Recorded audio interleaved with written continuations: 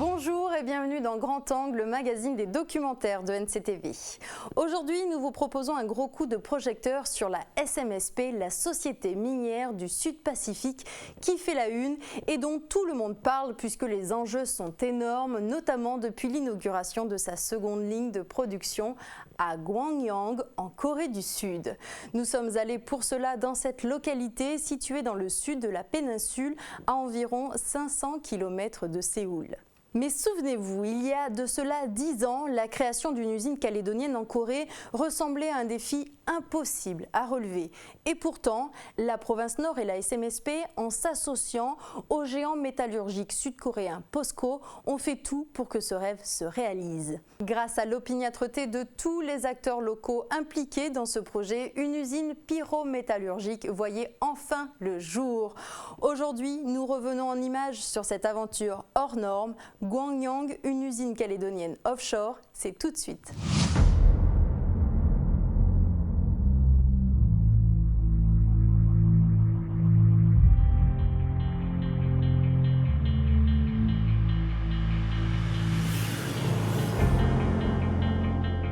Nous sommes en mars 2015 en Corée du Sud. La SNNC inaugure sa seconde ligne de production de ferro-nickel. Un événement qui marque l'aboutissement d'un partenariat de 10 ans entre la SMSP, Société minière calédonienne, et POSCO, géant coréen de la métallurgie. Nous revenons ici sur l'historique de ce projet.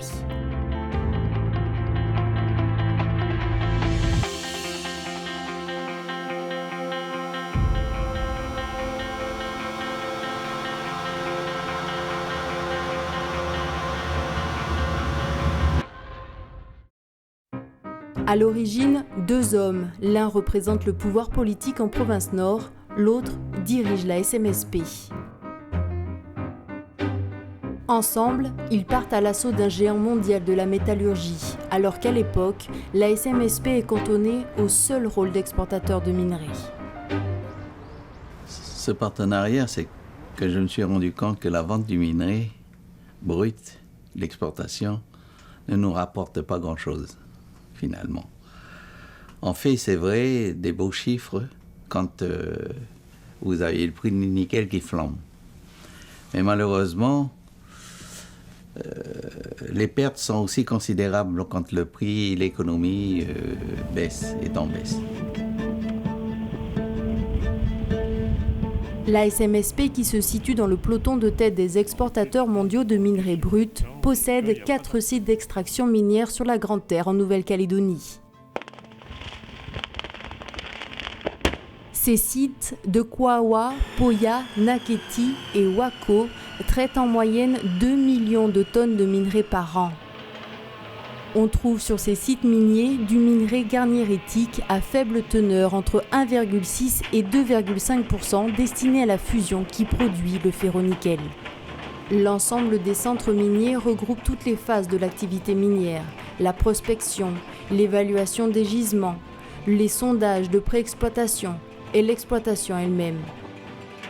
Des pelles hydrauliques de 60 tonnes, des chargeuses, des bulldozers, des tombereaux de 30 à 40 tonnes sont en action 365 jours par an sur les 4 sites. Une activité minière traditionnelle qui n'intègre pas encore la suite du processus métallurgique. Il y a 10 ans, nous étions partis à la découverte d'un opérateur que nous ne connaissions pas. Puisqu'à cette époque-là, nous exportions essentiellement du minerai vers le Japon. Et donc, l'échec des discussions avec PAMCO nous a obligés à nous réorienter. Et donc, j'allais dire, la capacité des Coréens à évaluer ce qu'on leur a dit et à évaluer sur le terrain notre minerai, je veux dire, c'est quand même quelque chose d'exceptionnel parce que à l'issue d'une discussion de 3 heures ce jour-là, le lendemain, il a été décidé de signer un MOU.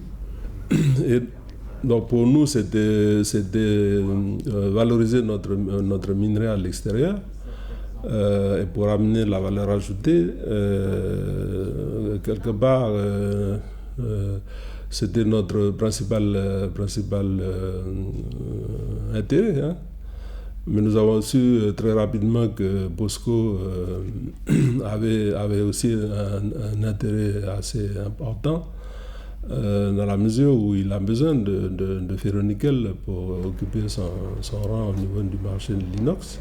Et c'est comme ça que j'avais préparé une étude de faisabilité et je suis allé chez POSCO. Nous avons pu déterminer que POSCO était le plus grand, à l'époque, était le plus grand consommateur de nickel au monde, puisque c'est le leader mondial de la production d'acier inoxydable. Et l'acier inoxydable, bien sûr, on a besoin du nickel. Qui est POSCO ? Basé à Ponghang, en Corée du Sud, c'est le 4e principal producteur mondial d'acier. Outre ses nombreuses filières comme Postdata en informatique ou encore POSCO Engineering and Construction, cette firme possède 2 aciéries, l'une à Ponghang et l'autre à Gwangyang, ainsi qu'un partenariat avec US Steel à Pittsburgh en Californie.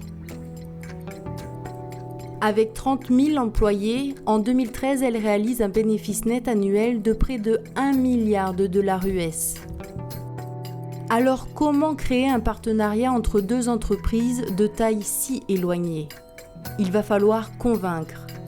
C'est la lutte du pot de terre contre le pot de fer.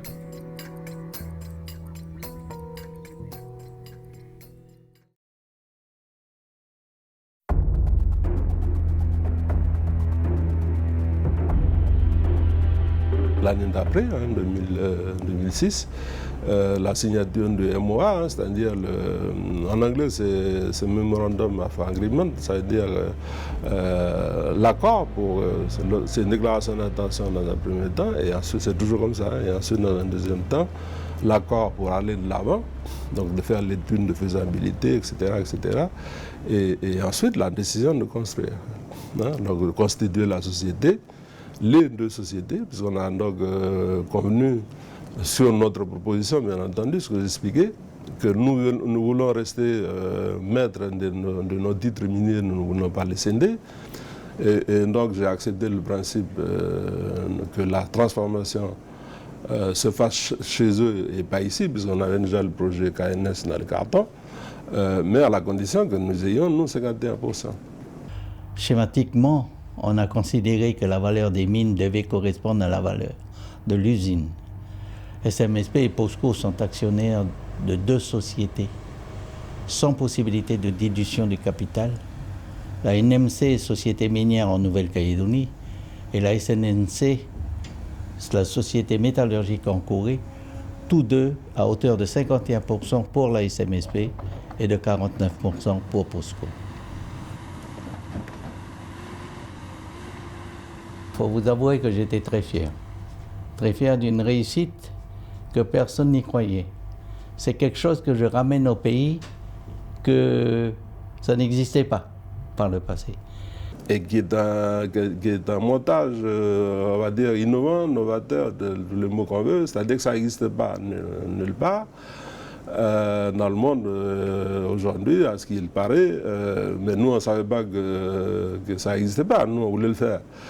Donc on ne s'est pas posé d'autres questions. C'est l'intérêt de la Nouvelle-Calédonie pour le rééquilibrage des générations futures de valoriser son nickel à un niveau où on n'est plus qu'autour en dessous de 2,55 et en bas, alors qu'autrefois on était à 3, 4 ou 5. Et donc si on n'est qu'à ce niveau-là, c'est qu'on a dilapidé notre richesse sans vraiment de retour de valeur ajoutée. Nous avons un devoir et une certaine responsabilité de la valoriser, cette ressource, et dans lequel, à travers les études de démonstration que nous faisons, c'est qu'il faut absolument que l'on puisse négocier en sorte que nous pouvons la préserver de façon qu'il n'y a pas des abus. Et c'est comme ça que le pourcentage que nous devons avoir en détenant les ressources, c'est quand même 51%, de façon à pouvoir limiter quand même les abus extérieurs.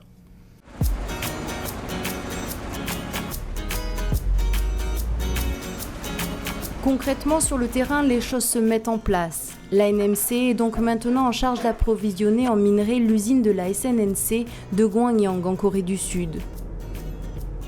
Le navire est là, les travailleurs intermittents issus des tribus environnantes sont mobilisés. Les chargeuses rentrent en action, le balai des camions déversant leur précieux contenu dans les chalands à quai commence. Les équipages aguerris aux manœuvres délicates sont à pied d'œuvre. Là-haut, sur le pont du navire, les grutiers et les hommes de chaîne prennent le relais, transférant le contenu des chalands au cale du navire. Le processus est maintenant en place. Les minéraliers mettent 14 jours pour arriver au quai de la SNNC, en Corée du Sud. L'usine est en route depuis la construction, ça a commencé en 2005. Elle s'est achevée, d'ailleurs la construction a duré 17 mois. C'est vraiment un temps de record. Mais il est vrai aussi que cette usine est construite au cœur d'un centre industriel du plus grand sidérurgique du monde, qui est POSCO. Et donc, tout s'est bien passé puisque nous pouvons bénéficier, si vous voulez, déjà le convoyeur, le port. Il n'y a plus qu'à construire cette usine. Et ce qui fait aussi que la construction de cette usine est l'usine la moins chère au monde. Avec un coût de construction de 350 millions de dollars et un amortissement réalisé en 3 ans, la première ligne de l'usine de Gwangyang, entre 2009 et 2014, va dégager un résultat de 31 milliards de francs CFP, pour une production totale de 130 000 tonnes de nickel métal. Durant ces années, une collaboration permanente s'est installée entre la SNNC et la NMC pour optimiser les résultats. I think we are very hard work on this.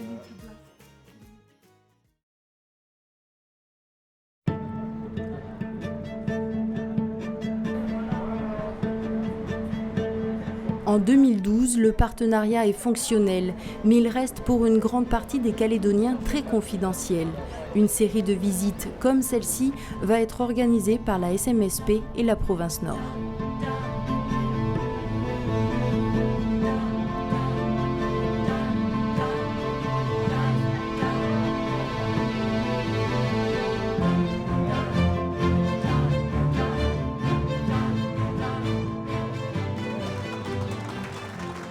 En fait, c'est de proposer aux autorités calédoniennes, nos élus et puis ceux qui nous représentent dans le conseil d'administration, de pouvoir se rendre compte de l'existence matérielle d'un projet qu'on a détient à 51% et qui est en Corée. Donc, le chiffre 51% usine, c'est des mots. Donc le fait de pouvoir rentrer dans l'usine, de se rendre compte du volume et puis de ce qui se passe à l'intérieur, c'est quand même plus concret. Et ensuite de pouvoir faire la comparaison avec ce qu'on est en train de construire à Maputo. Donc c'est un petit peu permettre aux gens de chez nous de se rendre compte que c'est bien vrai et que ces choses-là existent. Ce dont pourront témoigner les participants de cette délégation, c'est de la puissance technologique de la SNNC.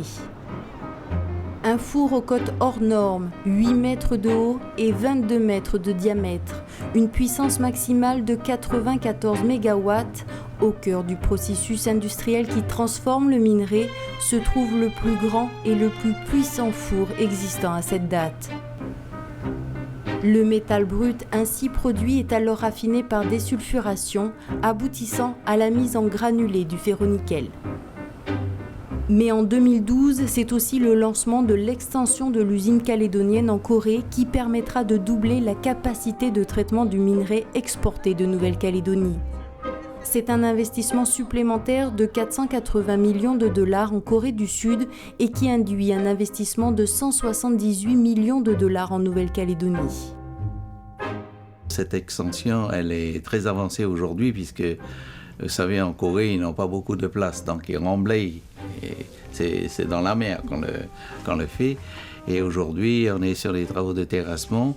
Le remblai est achevé. Il reste les travaux de terrassement et ainsi que les fondations qui sont faites sur pieux et commenceront les travaux de construction en fin de cette année pour être opérationnels en mai 2014.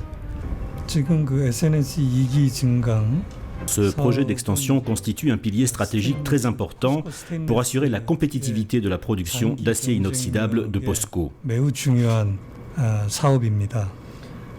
그리고 이번에 그 2기 확장을 통해 가지고 Notre objectif, c'est d'augmenter l'autosuffisance en ferro-nickel chez POSCO tout en améliorant la rentabilité. Cette extension prévue est une étape importante dans la réalisation de ces objectifs. 니켈 스테인리스의 그 가장 중요한 그 니켈에 있어가지고. Pour nous, la SMSP est comme une sorte de frère. Car pour faire de l'acier inoxydable, l'élément le plus important, c'est le nickel.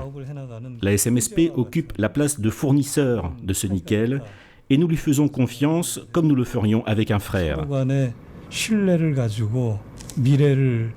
C'est notre avenir que nous construisons ensemble.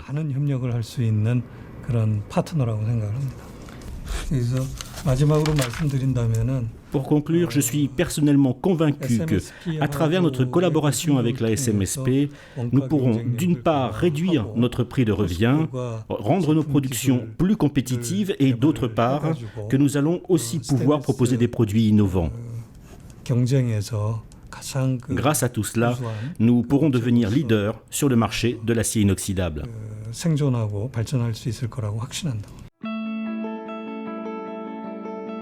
Une fois les deux lignes actives, c'est 54 000 tonnes de nickel métal qui sortiront des fours de Gwangyang chaque année pour alimenter principalement l'usine métallurgique adjacente de POSCO.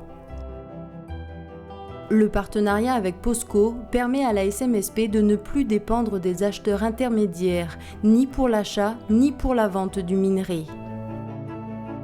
Par cette opération, l'entreprise calédonienne s'est émancipée de la situation que connaissent bien les petits mineurs calédoniens et qui les oblige à supporter ces coûts d'intermédiation.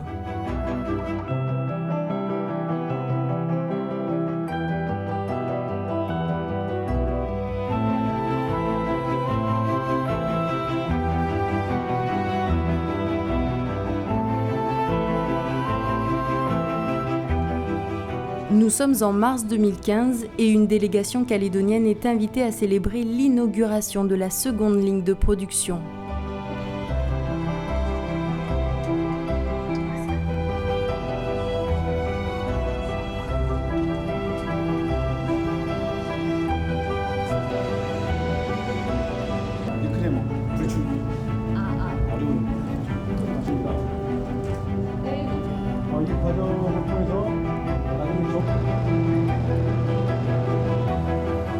Une nouvelle fois, c'est le moyen de se rendre compte de la concrétisation du partenariat créé il y a 10 ans entre le mineur et l'industriel.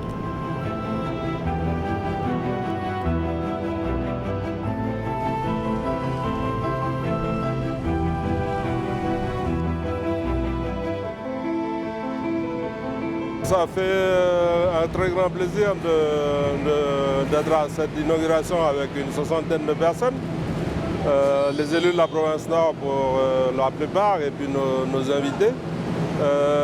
On va passer à 54 000 tonnes la capacité de production et je pense que les élus ici présents ont compris que c'était une vraie opportunité pour le petit minerai calédonien, d'autant plus que les coûts de production sont les plus compétitifs au monde. Et donc, tout exploitateur de minerai trouverait son avantage à faire transformer son petit minerai dans notre usine ici à POSCO. Et je crois que le message répété aussi par le président de la SNNC a bien été entendu, aussi bien par la NNC que par les élus calédoniens que nous sommes. L'accueil des Coréens est à la hauteur de l'événement. La SMSP n'est pas considérée ici comme un simple fournisseur de minerais, mais bien comme le partenaire d'une opération industrielle d'envergure internationale. C'est un honneur pour moi de prendre la parole devant vous à ce moment de l'histoire de notre pays, un moment exceptionnel où la deuxième ligne de production de ferro-nickel de la SNNC est inaugurée.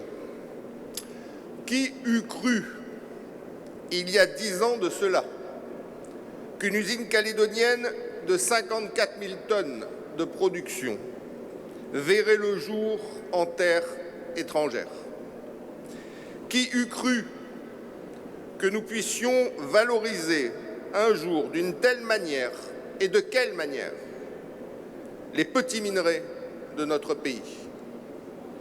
Qui eût cru qu'une province de la Nouvelle-Calédonie, la province Nord, puisse mener à terme un si ambitieux projet?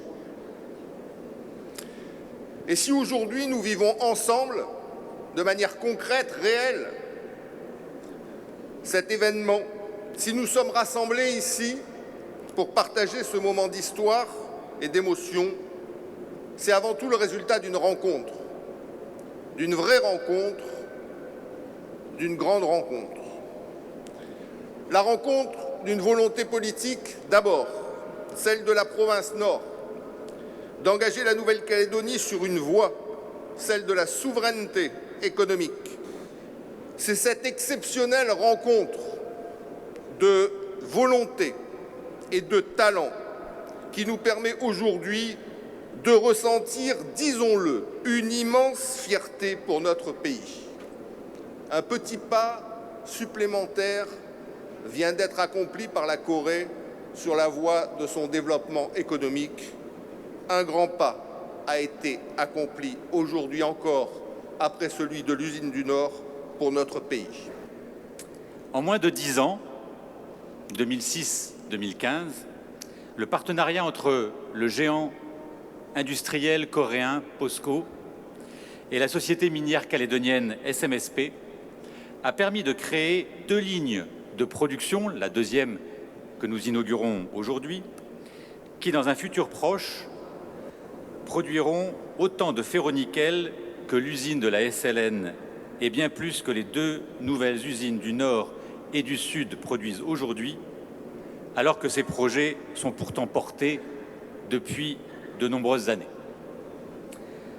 On se doit donc de saluer l'efficacité, la détermination et le volontarisme avec lesquels les dirigeants de POSCO, d'une part, que je salue au travers de son président actuel, et le président de la province Nord, Paul Néautine, et le président de la SMSP, André Dang, d'autre part, les uns et les autres, avec leurs équipes respectives, ont su mener ce partenariat pour atteindre en si peu de temps un tel résultat.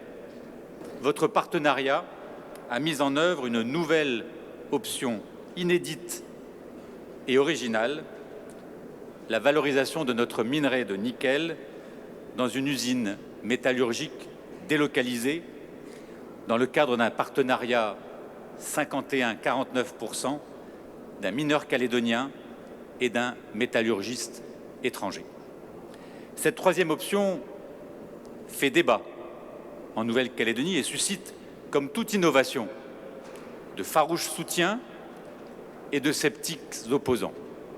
Je forme le vœu que ce partenariat soit le plus fructueux possible pour les 2 acteurs, POSCO et SMSP, au travers de leurs sociétés SNNC et NMC. Je vous remercie.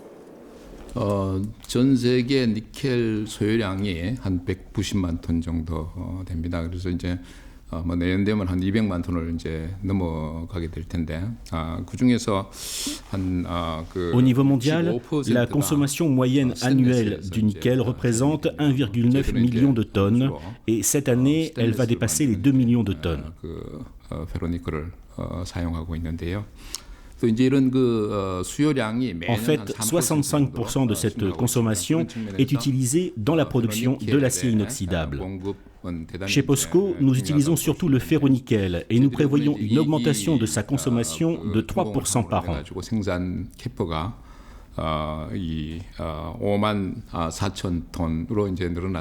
Dans ce cadre, la stabilité de l'approvisionnement en ferro-nickel est primordiale pour nous.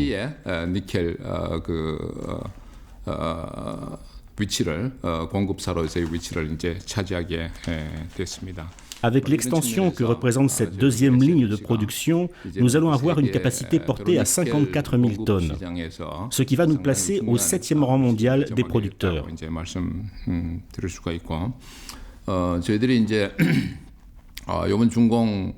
Cela signifie aussi que la SNNC va devenir un acteur très important sur le marché du ferro-nickel.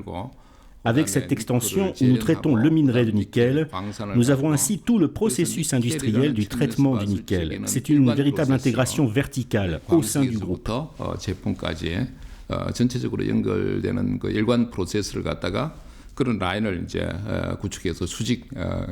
D'ailleurs, 80% de la production en ferro-nickel de la SNNC va être absorbée par POSCO, ce qui nous permettra de sécuriser notre position sur le marché, car nous ne serons plus dépendants des fluctuations du cours des matières premières.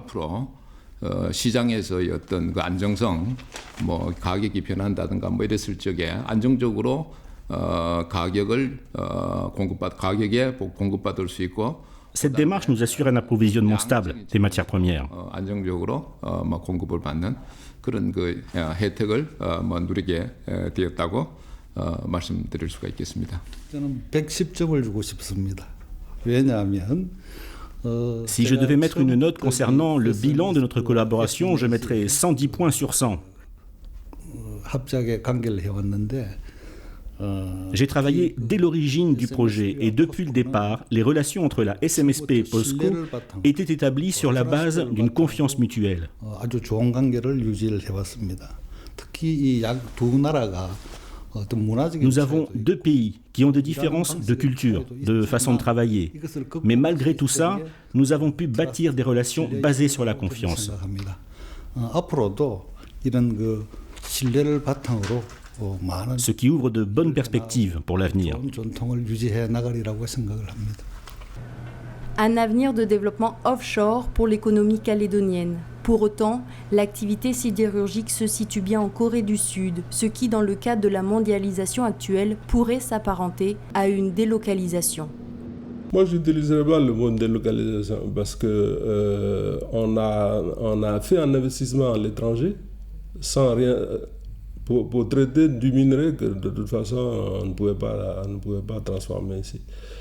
Donc il y a le schéma habituel de la délocalisation, c'est-à-dire que c'est une industrie qui existe quelque part et pour des raisons de rentabilité, on la déplace à l'étranger et du coup les emplois ne se créent qu'à l'étranger. Là, c'est la prise en compte d'une réalité. C'est-à-dire que avec les usines ici, on crée des emplois industriels, au-delà de ce que pouvait faire la seule usine de Niambo. Donc c'est déjà quelque chose qu'on fait ici. Et le minerai qu'on aurait été obligé de toute façon d'exporter pour faire du brut, du coup on prend la décision d'investir notre principe de dire nous avons les titres miniers, vous en avez besoin pour faire du ferro-nickel, on les valorise et on a 51%. Donc on crée une usine à l'étranger, on crée des emplois à l'étranger au niveau industriel, mais on crée 4 fois plus d'emplois en Nouvelle-Calédonie et on les pérennise au niveau de... Donc ce n'est pas le schéma habituel de ce qu'on appelle la délocalisation au sens négatif du terme. Les outils sont en place. La SMSP, via la NMC, doit maintenant envoyer chaque année 3 800 000 tonnes de minerais à enfourner dans l'usine de Gwangyang. Limitée dans ses capacités d'extension, l'entreprise calédonienne arrivera-t-elle à atteindre cet objectif annuel ? Notre volonté et nos efforts ne suffiront pas à atteindre ces objectifs. Nous avons vraiment besoin de votre aide, vous qui êtes en Nouvelle-Calédonie, pour pouvoir sécuriser l'approvisionnement stable du minerai. Moi, je suis très optimiste puisque ça va dans l'intérêt du pays. Quel que soit le statut, quelle que soit l'opinion politique, les gens veulent construire le pays. Et pour avoir une paix durable, c'est le développement. Et le développement passe avant, quelles que soient les opinions politiques. C'est là où il y a une part de psychologie et d'idéologie là-dedans. Parce qu'en termes objectifs de rentabilité et de ratio qui démontrent que c'est là où il faut transformer et pas ailleurs, Ben, ces choses-là sont déjà là. On va continuer à les diffuser parce que je pense que les gens ont bien compris. Mais ils ne veulent pas transformer à la SNNC parce que pour le moment, ça appartient à la province Nord. Donc je pense qu'on va continuer à le faire et je ne doute pas qu'on va réussir. Parce que je ne vois pas pourquoi on s'entêterait à préférer, je ne sais pas moi, des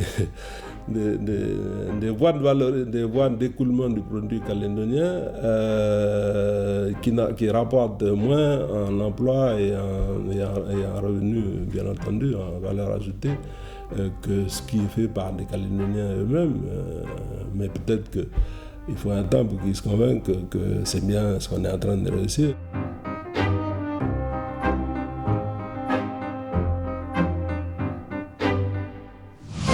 Voilà, Grand Angle, c'est fini pour aujourd'hui. J'espère que désormais ce partenariat gagnant-gagnant n'a plus de secret pour vous. Merci de nous avoir suivis. À bientôt.